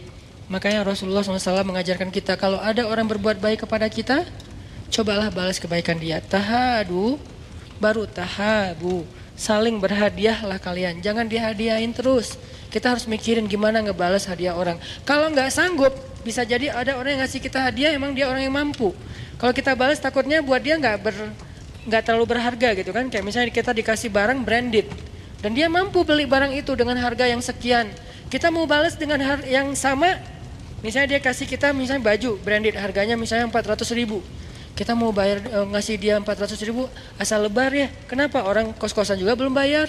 Ini gimana nih? Kalau nggak sanggup ngasih yang sama, maka kata Nabi doakan. Doakan dia sampai seolah-olah doa kita yang banyak itu sudah membayar kebaikan dia. Nah ini kan sama dengan yang tadi kan. Dia ucapin terima kasih sehari, besok juga, lusa juga, minggu depan, bulan depan, tahun depan. Terus sampai dia bisa merasa tenang, saya udah berterima kasih dengan ucapan yang layak buat dia. Nggak bisa sekali. Bukan, oh ya thanks. Nggak gitu. Makasih ya, hatur nuhun, U-nya banyak. Hatur nuhun gitu kan. Kenapa banyak? Ini sunnah juga nih. Dalam cara menulis, mungkin saking sopannya dia, hatur nuhun, titik. Panjang, titiknya banyak lagi. Udah gitu senyum, udah gitu ketawa, guling-guling. Jadi agak alay banget gitu. Tapi ya itu kan ekspresi dia untuk saking bahagianya. Walaupun kadang-kadang dikasih sesuatu yang biasa aja. Ini nih, Nabi juga kayak gitu teman-teman. Dikasih apa aja sama orang, beliau tuh orangnya kayak selalu, ini berharga banget buat saya gitu orangnya. Di mana kita dibandingkan Rasulullah SAW? Apakah sunnah ini hanya tersisa di sana? Di negeri-negeri orang yang belum beriman? Kenapa mereka bisa mempraktekkan sunnah Nabi lebih baik daripada orang yang beriman? Bahkan orang yang sudah belajar sunnah, sudah belajar hadis Nabi. Kenapa kita mengambil teks dari kata-kata Nabi, tapi tidak meniru perilaku Nabi SAW? Bukankah sunnah Nabi itu ada sirah, ada surah, ada sarirah, ada sirah perbuatan Nabi, ada surah penampilan Nabi, tapi juga ada sarirah perasaan Nabi. Nabi rasa malu, Nabi rasa sungkan, Nabi rasa nggak enakan, Nabi rasa kasihan, Nabi rasa takut. Semua itu sunnah. Jadi kalau kita nggak ada rasa malu seperti rasa malunya Nabi, kita nggak ikut sunnah sarirah. Kalau kita orangnya nggak jaga perasaan orang lain, padahal Nabi sangat menjaga perasaan orang lain, berarti kita nggak ikut sunnah sarirah. Jadi sunnah Nabi itu bukan hanya surah, bukan hanya penampilan, banyak banget sunnah Nabi. Tapi kalau kita belum mampu mengikuti semua pun, maka kita belajar untuk menyempurnakan semampu kita. Saddidu wa qaribu, kata Nabi. Saddidu wa qaribu, apa artinya? Berusahalah untuk semirip mungkin. Kalau nggak bisa semirip mungkin, minimal agak-agak menyerupai. Saddidu wa qaribu. Fa illam takun mislahum fatashabbahu bihim. Kalau kamu tidak bisa persis seperti sahabat Nabi, minimal berusaha untuk menyerupai. Dan itu pasti ada lebih kurangnya. Ada orang yang kelebihannya itu dari sisi surah. Surahnya itu surah Nabi banget. Kenapa? Karena emang secara fisik mungkin dia mendukung. Misalnya dia ada orang yang surah jenggotnya panjang, bagus kan? Sepanjang ini. Ada yang pengen banget jenggotan udah pakai wak doyok, apa segala macam, nggak keluar juga, Ustadz gimana tuh? Berarti dia secara surah mungkin nggak bisa persis seperti Nabi, tapi secara sirahnya apa? Dia orangnya banyak bantu orang lain, dia orangnya gampang tersenyum sama orang lain. Atau secara sarirah, dia tuh orangnya nggak enakan, sangat menjaga perasaan orang. Nah, Nabi tuh gitu banget. Kalau ada yang ngasih hadiah ke Nabi itu, beliau tuh akan menghargai dan mengucapkan yang baik-baik kepada orang itu. Contoh, ada yang ngajak Nabi makan di rumahnya. Nabi terima undangannya, padahal itu yang undang orang miskin. Ya Rasul, nanti makan di rumah kami ya. Oh ya. Datanglah Nabi ke rumahnya. Dikasih cuman roti, nggak ada selai, nggak ada susu, nggak ada daging. Kan orang Arab itu kalau makan roti pakai daging kan, kayak kebab lah, cuman nggak digulung. Nah, ini nggak ada daging, nggak ada selai, nggak ada susu, nggak ada apa-apa, roti tok. Ditaruh di depan Nabi. Nabi nungguin. Biasanya ntar habis ini datang selai gitu. Selainya bisa korma, selainya bisa keju dari susu, selainya juga bisa yang lain-lain gitu. Ditungguin. Nggak datang-datang. Orangnya juga duduk depan Nabi. Ya Rasulullah silakan dimakan. Oh, ada selainya, kata Nabi.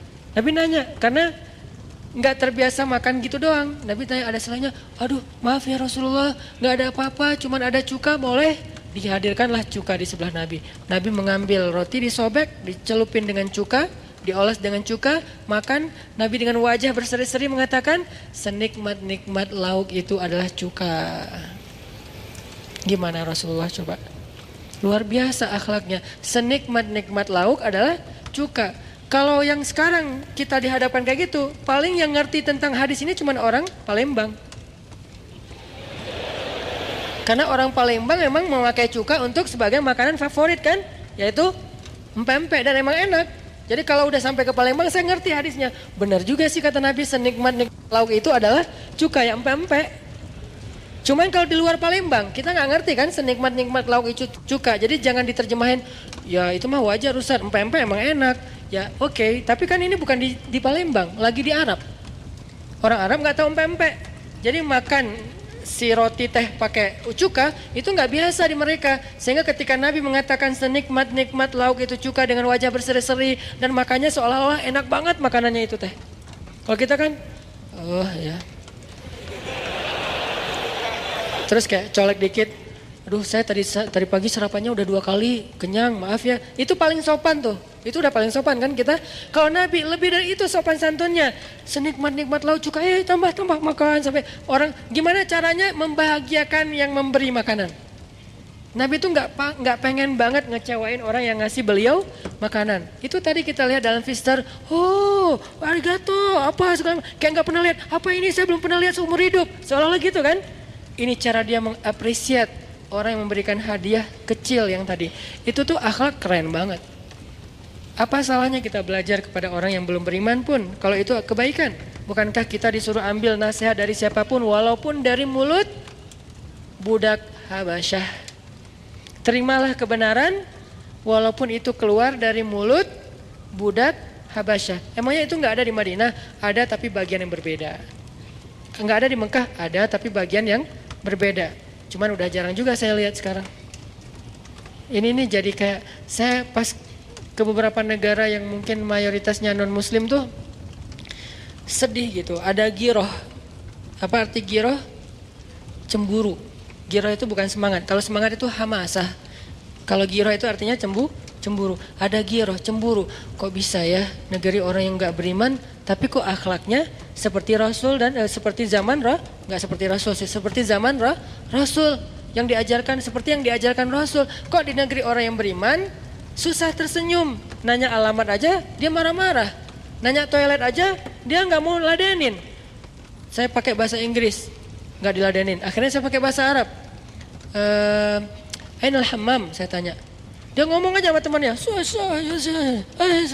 teh, ngasih teh, minum teh. Hammam fen, saya tanya. Terus aja. Saya pikir dia nggak dengar. Akhirnya saya keras lagi suara saya. Ya haji, fen hammam, marah dia. Astaghfirullahaladzim. Ini nih di pusat Rasulullah lahir, tempat dakwahnya Rasulullah. Kemana akhlak Rasul? Tidak bolehkah kita menjadikan ini sebagai bahan untuk evaluasi dan muhasabah diri? Apakah kita nggak boleh mengevaluasi seolah-olah udah suci semuanya? Yang suci itu Rasul dan ajarannya. Tetapi pengikutnya kita berbeda-beda. Ada yang imannya lemah, ada yang imannya kuat. Cuman kenyataannya sekarang secara sosial prihatin sih, agak krisis. Di pusat yang harusnya orang ngelihat inilah Islam, malah ngelihat kok Islam gini. Ini kan kasihan ya. Jadi ini adalah bentuk ghirah kita. Kita pengen Mekah lebih daripada Tokyo. Kita pengen Madinah lebih daripada di negeri-negeri lain dalam sosial, bukan dalam ritual ya. Kalau ritual udah pastilah terbaik karena itu pusat ibadah seluruh dunia. Tapi dalam sosial ada orang soleh banyak. Cuman yang keseharian kita lihat sampai di jalan-jalan manggil artis Indonesia kan ya. Kita bawa istri, saya marah kalau istri saya dipanggil dengan nama artis yang mungkin lagi apa gitu di Indonesia. Apa gitu kan, nggak boleh disebut namanya kan. Itu kan sering tuh. Yang di Madinah kita datang ke hotel, kadang-kadang saya kayak digini-giniin gitu. Haji, apaan sih lo? Gitu. Jadi kayak, kenapa sih kok saya dicolek-colek gitu kan, saya merasa kayak ternodai sih. Kenapa kayak gini gitu? Kenapa nggak kayak tersenyum, kayak akhlaknya baik, nggak maksain orang kalau belanja, jangan bohong kalau lagi dagang, jangan apa dijelek-jelekin satu bangsa, satu kabilah. Indonesia bakhil. Ngapain dia menghina Indonesia? Kenapa kalau Malaysia dia Malaysia good, Indonesia bakhil kata dia. Saya kan tersinggung karena saya mau beli parfum. Parfumnya tuh emang mahal sih. Ada Oud Arabi gitu kan, parfum dari kayu asli Arab gitu. Saya masuk, dari mana? Indonesia. Udah keluar aja, keluar. Hah? Kenapa? Kamu nggak sanggup beli? Orang Indonesia tuh nggak sanggup beli yang kayak gini-gini. Astagfirullahaladzim. Berapa harganya? Sekian ribu real. Oh ya nggak sanggup. Assalamualaikum. Emang nggak sanggup gitu. Tapi kan orang Indonesia nggak semuanya kayak saya tuh ya. Banyak yang kaya yang sanggup beli kan. Saya doang yang kebenaran lagi apes nggak sanggup beli. Dulu. Waktu itu masih mahasiswa soalnya. Mahasiswa tahu sendiri kan, kita kan prihatin banget. Saya pernah jadi mahasiswa, teman-teman sebagian mahasiswa tahulah gimana pun orang tuanya mampu kadang-kadang kita irit gitu kan. Datang kenapa bisa datang ke situ? Penasaran aja kok wangi dari setiap lewat wangi. Saya pengen, siapa tahu saya bisa beli 100 mili aja. Berapa? Sekian ribu real. 100 mili harganya jutaan. Berarti sekali saya oles 100 ribu atuh. Wah, lebar, pergi aja saya. Assalamualaikum, Indonesia, ruh. Besok-besoknya teman saya nyamar. Dari mana? Malaysia. Sahib. Mau pilih yang mana? Jadi kayak, wah ini mah diskriminasi ini saya bilang. Akhlak, kalau pas ini bukan membanding-bandingkan, tapi kayak saya pengen ini bisa nggak sih kalau nggak ada di Mekah Madinah sekarang mungkin ya udah di Bandung deh, di Indonesia deh. Orang Jepang nanya, dari mana? Indonesia. Wah, Indonesia. Dia kayak senang. Padahal kan kita banyak impor barang dari mereka kan. Jadi mereka kayak ngerasa, oh kalian kan ngambilnya dari saya. Nggak ngerasa gitu, kayak ngerasa besar kepala. Ini akhlak teman-teman. Di mana dalil yang kita baca? Kok nggak terwujud dalam akhlak kita? Gimana cara mereka menghargai orang lain? Gimana cara, walaupun tetap ada masalah pasti. Nggak ada manusia yang sempurna. Pasti ada, saya kan nggak mau membahas sisi negatifnya. Karena saya nggak mau menjudge. Ada sih sisi negatifnya, masalah mental mereka yang rapuh, masalah sampai itu ada yang aneh-aneh di sana tuh. Katanya nggak mau dibahas Ustaz. Ya udah deh, nggak usah dibahas. Ini dikit aja nih, penasaran. Ini kan kayak pecin gitu ya. Kayak cemilan yang ada pecinnya kan enak gitu kan udah makan. Sampai teman saya bilang gini, Ustaz tahu nggak di sini tuh banyak jasa-jasa unik loh. Ya apa? Ada jasa teman curhat. Saking nggak punya teman curhat, ada jasa kalau jadi teman curhat dibayar. Jadi kalau yang kurang kerjaan, kita bisa ke Jepang jadi teman curhat. Siapa yang butuh curhat, saya siap menjadi teman curhat. Sejam dibayar sekian yen. Itu jadi dengerin aja, oh gitu ya, kasihan banget, sabar ya. Nah, gitu doang. Jadi kerjanya tuh gitu doang, sabar ya, aduh kasihan, udah beres gitu, bayar pergi. Nanti ada yang online lagi, saya butuh curhat, datang. Ada yang kayak gitu, ada yang teman jasa untuk jadi sandaran kepala untuk dia bersandar ketika dia sedih. Jadi kayak, wah, jasanya tuh cuman ini doang. Kita datang hanya untuk jadi sandaran karena dia nggak tahu nyandar ke siapa, nggak ada teman. Teman mereka tuh cuma partner kerja, keluar dari kantor udah nggak kenal gitu. Akhirnya kayak butuh kehangatan atau kenyamanan ya. Sampai ada jasa teman curhat dan lengan untuk dia tidur di atasnya. Nggak ngapa-ngapain, cuma taruh lengan doang. Tapi curhatnya di tempat tidur, cuman jangan kemana-mana ya. Cuman segitu doang curhat. Ya aku ditinggalin sama anak-anakku. Iya kasihan. Teman-temanku tuh pada cuek sama aku. Oh gitu. Terus curhat semalaman udah beres. Transfer jangan lupa ya. Oh iya.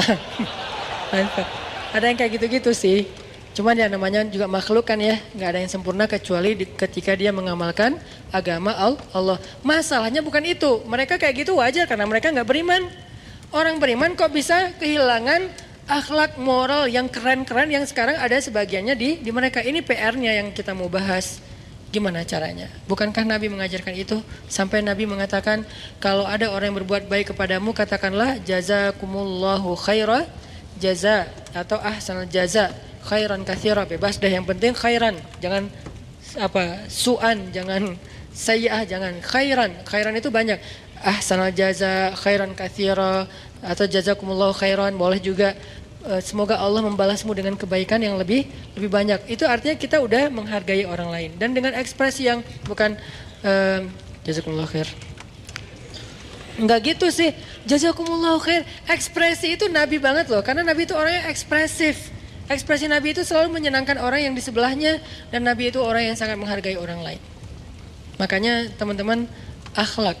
Akhlak ini jadi jadi displaynya Islam.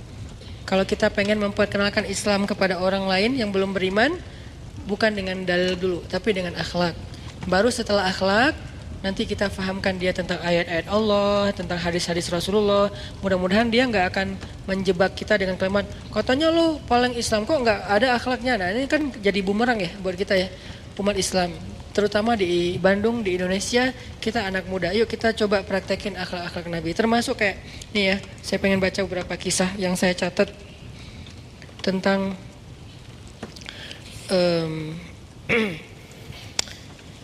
Nabi ketika sedang dalam keadaan perang Khandak. Perang Khandak itu cerita yang paling fenomenal itu kan pas lagi menggali parit kan. Nabi lagi gali parit Khandak dengan para sahabat. Nabi itu ikut turun juga gali parit dengan para sahabat sampai beliau angkat-angkat tanah kayak gitu. Seluruh tubuh beliau itu kotor dengan, bukan kotor sih, berlumur tanah gitu. Karena tanah gak kotor. Jangan bilang, di pakaian kita ada tanah jadi gak bisa dipakai sholat. Enggak, tanah itu gak kotor. Tanah itu alat bersuci kedua setelah air kan. Jadi tanah itu gak disebut sebagai kotoran. Kotoran itu yang terlihat dan tercium bahwa itu memang kotoran. Kalau gak terlihat, gak tercium, dianggap tidak ada secara fikih. Tidak terlihat, tidak tercium, berarti dianggap tidak ada. Kan tadi kita jalan kemana-mana, siapa tahu ada kotoran. Lihat aja, ada enggak? Enggak ada. Cium ada enggak? Enggak ada, berarti enggak ada. Kalau ternyata ada, la yukallifullahu nafsan illa wus'aha. Allah maafin, karena emang itu di luar taklif kita, kemampuan kita. Jadi Nabi lagi angkat-angkat tanah dan sahabat kasihan ngelihat Nabi. Nabi kasihannya gimana nih? Masa kita membiarkan Nabi ikut angkat-angkat tanah bareng kita? Lihat tuh Nabi sampai seluruh tubuh beliau kena tanah dan baju beliau jadi warna-warna tanah gitu. Semuanya melekat tanah di tubuh beliau. Akhirnya sahabat kayak kasihan sama Nabi dan mereka merasa sungkan.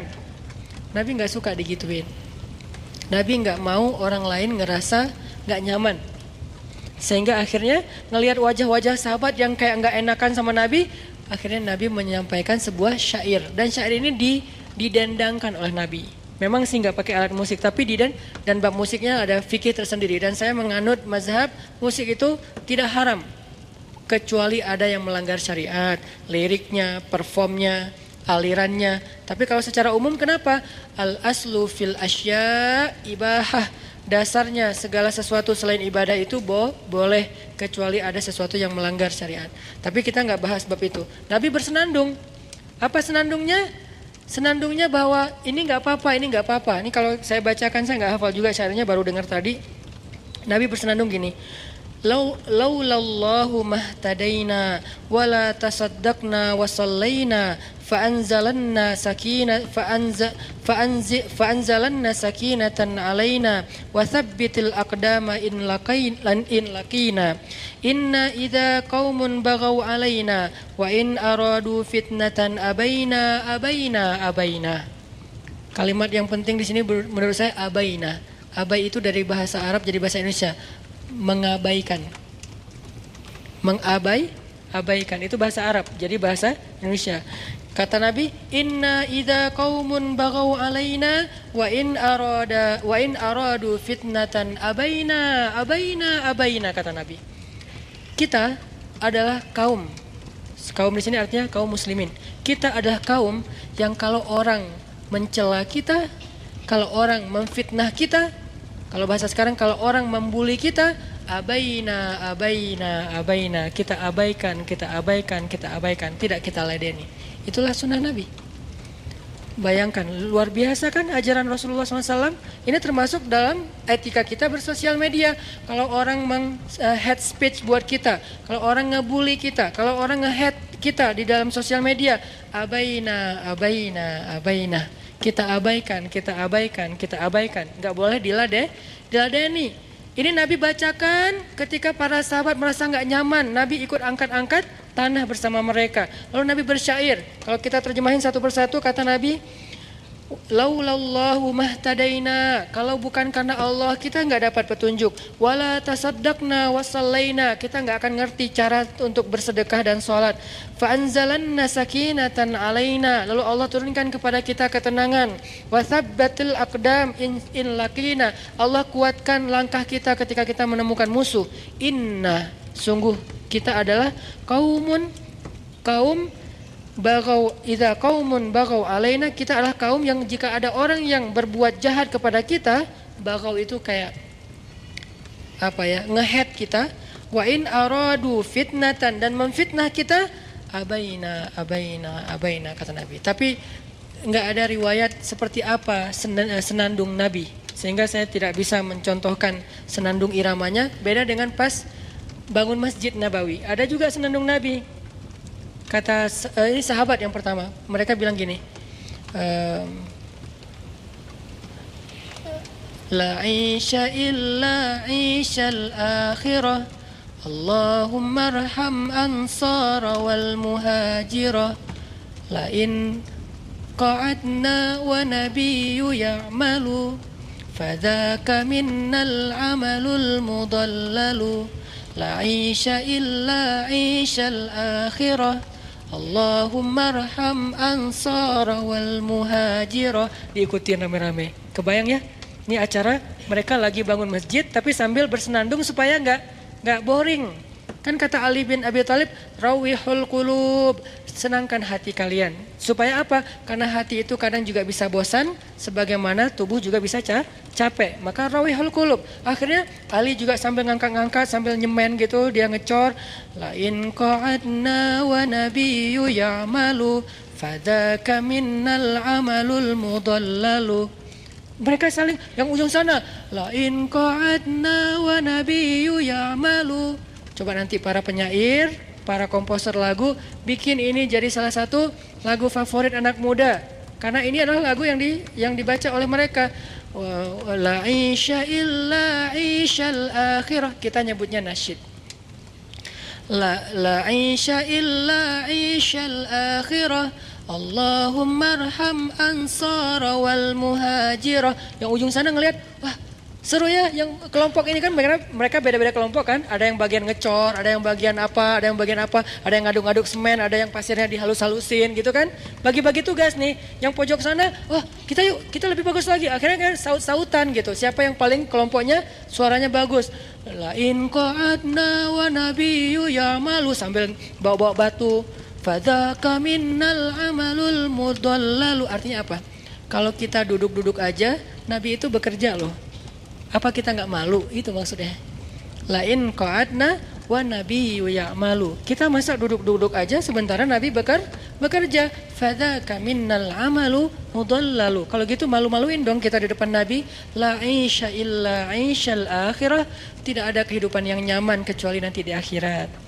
Dunia emang kayak gini, jadi nggak usah ngeluh kalau kita angkat batu, nggak usah ngeluh kalau kita capek, nggak usah ngeluh kalau kita sakit badannya, nggak usah ngeluh. Kenapa? La insya illa insyal akhirah. Tidak ada hidup yang nyaman kecuali nanti di akhirat. Allahummarham ansara wal muhajirah. Ya Allah rahmatilah orang ansar dan muhajirin. Mereka bersyair, lagi membangun masjid. Lihat gimana kehidupan mereka itu luar biasa. Ada bagian nangis, ada bagian khusyuk, ada bagian entertain. Ini artinya di dalam hadis ini Nabi SAW mengajarkan kepada kita banyak hal. Satu, beliau itu nggak mau merepotkan orang, nggak mau dikasihani. Kenapa? Dikasihani itu berarti merepotkan orang lain. Kedua, beliau mengajarkan kepada kita untuk abaina. Abaikan saja. Abai itu dari bahasa Arab aba. Lalu para sahabat membalas. Nabi udah selesai dengan syairnya. Para sahabat membalas dengan syair. Nahnul ladzina bay'u Muhammada alal jihadi ma baqina abada. Diulang sama yang lain jadi syair yang disenandungkan. Cuman karena nggak ada riwayatnya saya nggak bisa mensenandungkannya. Nanti tinggal bebaslah senandungnya pakai irama opik kah, maherzen kah, irapa kah, bebas. Yang penting kalimatnya nahnul ladzi bay'u Muhammada. Kami adalah orang yang berbaiat kepada Nabi Muhammad al jihadi ma baqina abada. Kami tidak pernah absen dari berjuang bersama Rasulullah SAW. Jadi kayak saling menguatkan. Nabi bilang kita adalah kaum yang Allah beri petunjuk. Kita tidak peduli dengan omongan orang lain. Ayo kita bekerja. Kata para sahabat, kita sudah berbaiat kepada Nabi. Kita tidak akan pernah diam. Kita akan ikut Nabi. Jadi semangat. Coba lihat adegan ini dari angle itu spirit yang luar biasa. Saling menguatkan. Sampai Nabi pernah melihat ada seorang sahabat lagi angkat batu, ketiban dengan batunya. Jadi jatuh ketimpa batu. Jadi dia angkat batu gitu, karena nggak kuat jatuh, terus batunya menimpa dia, terus dia kayak berat gitu. Sahabat-sahabat yang lain mengatakan dengan syair-syair mereka, ayo bangkit, yang engkau bawa itu adalah dosa-dosa, Pas dia tahu ini dosa, dia angkat sama dia. Kenapa? Dia dikuatkan sama yang lain. Kalau dia mampu memikul itu di dunia, nanti dia tidak akan memikul lagi dosa di akhirat. Ini kan lewat syair, tidak melulu lewat ceramah. Bahkan lewat syair-syair yang disenandungkan, mereka memberi semangat, mereka memberi nasihat, mereka menguatkan motivasi kepada yang lain. Berarti ada tuh nasyid di zaman sahabat. Soal alat musiknya, ini perbedaan fikih. Yang jelas secara umum, ghina, nasyid, ada. Yang dimaksud dengan ghina yang nggak boleh itu adalah yang tadi secara performnya. Cewek yang mungkin di depan cowok, kemudian suaranya jangankan nyanyi ya, ngomong dilembut-lembutin kan nggak boleh kan? Angkat telepon, halo, oh iya, kayak orang baru bangun tidur gitu nggak boleh. Biasa aja, halo, oh ya, oh iya, nggak gitu-gitu juga sih. Kadang ada juga suara cewek itu nggak dilembut-lembutin juga udah, aduh astagfirullahaladzim, gimana nih? Di loudspeaker, akhirnya pas di loudspeaker, astagfirullahaladzim, rame-rame astagfirullah gitu kan ya. Kenapa? Suaranya emang keren sih, mungkin dia bekas penyiar kali. Nah suara penyiar kan bagus ya, atau dia seorang vokalis juga mungkin emang suaranya bagus. Ya sewajarnya aja, semampu kita jangan sampai udah suara bagus, dilembut-lembutin lagi tuh, nggak boleh kan? Makanya Allah mengatakan di Al-Quran itu, janganlah kalian melembut-lembutkan suara kalian ketika kalian berbicara. Kenapa? Takutnya nanti ada orang yang hatinya itu nggak siap. Nggak semua cowok itu, gue biasa aja, yang lain nggak gitu. Ada yang kita biasa aja, ada yang teman kita udah luar biasa. Diam-diam dia kayak nggak bisa tidur gitu. Bagus banget ya suaranya ya, gitu kan? Ada nggak sih yang kayak gitu? Ada. Kita pernah nggak sih kayak gitu? Pernah. Jujur aja. Pernah nggak kita kayak gitu? Pernah. Dan saya juga pernah. Sengaja Ustadz, hampir. Maksud hampir sengaja, nggak sengaja nelfon. Aduh, astagfirullah. Udahan ya. Assalamualaikum. Waalaikumsalam. Kenapa Ustadz? Suaranya keren. Ada yang kayak gitu ada. Ya, makanya ya kalau nggak berlebihan, bukan cewek, terus juga performnya nggak berlebihan juga, musiknya nggak berlebihan, artinya yang heboh banget. Ini sebagian ulama masih membolehkan, tapi sebagian ulama mengatakan tidak. Allahu a'lam, dua-duanya pakai hadis. Yang nggak membolehkan hadis Bukhari, yang membolehkan hadis Bukhari Muslim.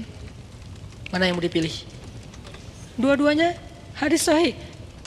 Walaupun menurut masing-masing pendapat, yang ini ada cacatnya riwayat, yang ini juga ada cacatnya riwayat. Kata pendapat pertama, yang itu Bukhari Muslim cacat riwayatnya. Yang Bukhari Muslim, yang Bukhari itu ada satu periwayat yang dia sebetulnya diragukan kesikohannya.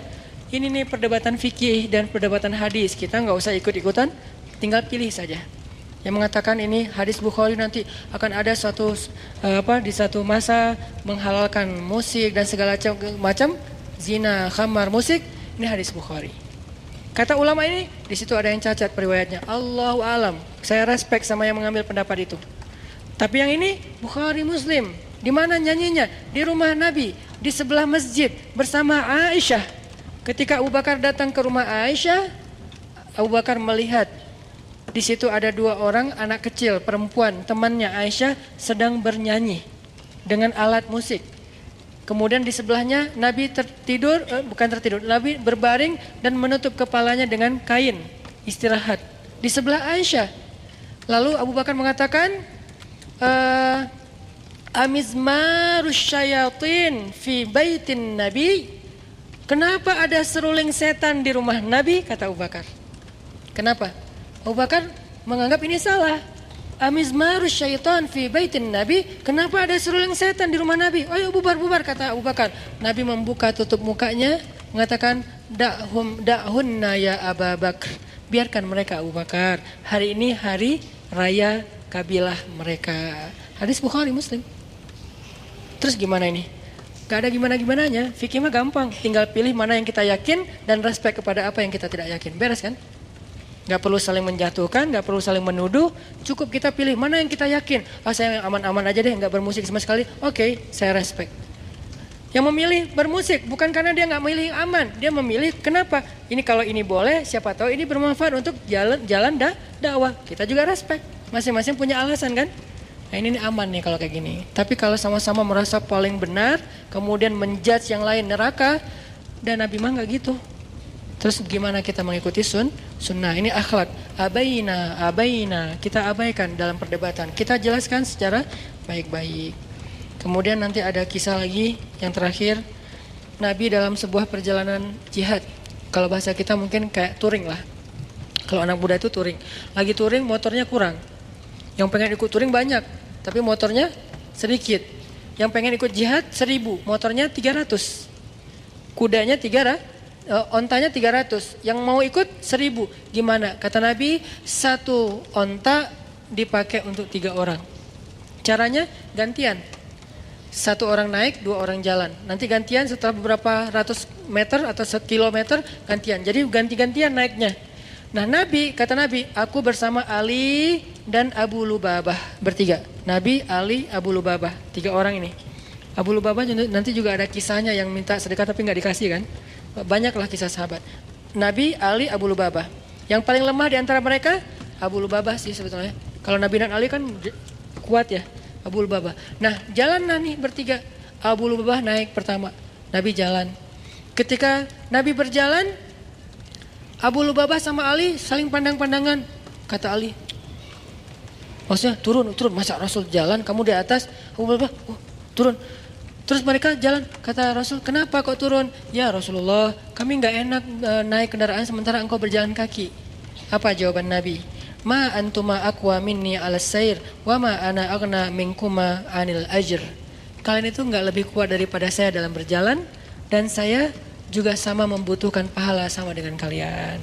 Ini cara Nabi menghargai. Jadi kita sama-sama butuh pahala. Emang kalian doang yang pengen pahala? Saya juga pengen pahala. Nabi ngomong kayak gitu. Padahal pahala Nabi kurang apa coba? Tapi Nabi masih mengatakan, saya juga butuh pahala sama dengan kamu. Dan kamu juga belum tentu lebih kuat daripada saya dalam berjalan. Jadi kita sama aja udah santai, giliran. Akhirnya Abu Lubabah duduk gak nyaman gitu. Aduh, gak enak, Rasulullah jalan. Tapi ya gimana ya, saya turun ntar dimarahin. Udah deh jalan. Terus pas Abu Lubabah turun, Ali, Rasulullah, Ali naik, Rasulullah, akhirnya Ali naik. Giliran Rasulullah naik, Abu Lubabah sama Ali nih, mereka saling menghargai ya. Abu Lubabah sama Ali pura-pura lupa, biar aja Nabi yang lama gitu, udah sampai batasnya nggak diingatin, Nabi ingat sendiri coba. Bukan, oh maaf ya lupa soalnya, nggak gitu Nabi mah. Jadi kalau udah per 1 kilo, giliran Nabi udah 1 kilo kurang lebih, Nabi langsung turun. Kata Ali, belum ya Rasulullah, baru juga sebentar. Udah kata Rasulullah. Abu Lubabah belum kan? Belum ya Rasulullah, kami juga menghitung. Belum, kayaknya baru sebentar Nabi. Udah kata Nabi, kalian nggak lebih kuat dari aku. Dan aku juga butuh pahala sama dengan kalian. Ini akhlak. Gimana kita dengan teman kita? Ini namanya yunfikuna fis sarra'i wad dharra. Sama-sama butuh, tapi saling. Kita sama-sama butuh pengen cepat, tapi saling mendahulukan. Mangga duluan. Akhirnya di perempatan jalan, orang lain duluan. Ada yang mau nyebrang, sama-sama butuh pengen cepat sampai ke rumah, dia duluan. Ini namanya yu'thirun, ithar. Bisa nggak kita kayak gitu? Jadi teman-teman, kesimpulannya adalah satu, semoga Allah Subhanahu Wa Taala menjaga hati kita dalam kesiqohan. Karena tanpa iman hidup kita itu rapuh banget. Tanpa iman, jangankan dikasih ujian, dikasih nikmat aja kita labil, apalagi dikasih ujian. Kedua, yuk kita belajar akhlak Nabi SAW. Jangan hanya kita memahami hadis-hadis beliau, tetapi kita juga memahami akhlak beliau, hal-hal yang detail. Walaupun itu menurut kita sepele, tapi Nabi mengatakan la tahqiranna minal ma'rufi syai'a walau antalqa akhaka bi wajhin tolik. Janganlah kalian meremehkan kebaikan walaupun sekecil apapun, walaupun sekedar tersenyum ke wajah saudaramu yang kamu temui. Senyum aja jangan diremehin. Mudah-mudahan kita suatu saat bisa lihat Indonesia lebih canggih daripada negara-negara maju itu dalam moral, karena emang disempurnakan dengan Islam kita. Kita udah punya modal sih, modalnya Islam, Al-Quran, Sunnah, harusnya kita lebih canggih, harusnya kita lebih keren. Cuman kalau belum, berarti kita harus belajar lebih besar, lebih banyak lagi, lebih dalam lagi tentang Islam kita. Barakallahu fikum. Allahumma inna nas'aluka ridhaka wal jannah wa na'udzubika min sakhatika wan nar. Allahumma a'inna ala dzikrika wa syukrika wa husni ibadatik. Allahumma habib ilaina al-iman wa zayyinhu fi qulubina wa karrih ilaina al-kufra wal fusuqa wal isyan waj'alna minar rasyidin. Allahumma inna nas'aluka huda wat tuqa wal afafa wal ghina. Rabbana atina min ladunka rahmatan wa hayyi' lana min amrina rasyada waj'al lana min kulli dhiqin makhraja wa min kulli hammin faraja wa min kulli usri yusra. Rabbana atina fid dunya hasanah wa fil akhirati hasanah wa qina adzabannar. Ya Allah, perbaikilah akhlak kami sebagaimana Engkau menghiasi wajah kami. Hiasilah akhlak kami sebagaimana Engkau menyempurnakan fisik kami. Ya Allah, jadikanlah setiap ayat yang kami tahu, yang kami baca, yang kami hafal, memperbaiki akhlak kami kepada orang tua kami, kepada saudara kami, kepada keluarga kami, pasangan kami, anak-anak kami, tetangga kami, sahabat, teman, guru, dan masyarakat kami. Ya Allah, maafkanlah kami. Seandainya ada ayat yang kami baca, tapi belum mampu kami amalkan. Maafkanlah kami jika ada hadis dan sunnah Nabi-Mu yang kami tahu, kami dengar ceritanya, tapi belum mampu kami praktekkan. Ajarkan kami cara mengamalkannya, ya Allah. Beri kami taufik dari-Mu, taufik ketika kami mampu mengamalkan apa yang sudah kami tahu. Rabbana, sampaikanlah kepada Rasulullah SAW salam rindu kami, ya Rabb, bahwa kami mencintai Rasulullah, bahwa kami merindukan Rasulullah, dan kami berusaha untuk meneruskan perjuangan Rasulullah SAW. Jika kami keliru, fahamkan kami, ya Allah. Jika kami keliru, ingatkan kami, ya Allah. Jika kami keliru, luruskan kami, ya Allah. Jika kami melenceng, kembalikan kami ke jalan-Mu, ya Allah. Tidaklah kami keliru dan melenceng dalam usaha dakwah kami, kecuali karena kebodohan kami. Bukan karena kami ingin menghancurkan agama-Mu, ingin menghalangi dakwah Nabi-Mu, ingin merusak umat Nabi-Mu, tapi karena kebodohan kami, karena keterbatasan ilmu kami. Maka ingatkan kami dengan cara-Mu yang bijak, luruskan kami ke jalan-Mu yang lurus, dan kembalikan kami di atas syariat-Mu yang sempurna. Rabbana, beri kami hasanah di dunia, beri kami hasanah di akhirat, dan jagalah kami peliharalah kami dari api neraka. Subhanakallahumma wa bihamdika asyhadu an la ilaha illa anta astaghfiruka wa atubu ilaik. Terima kasih buat teman-teman semuanya. Barakallahu fiikum. Assalamualaikum warahmatullahi wabarakatuh.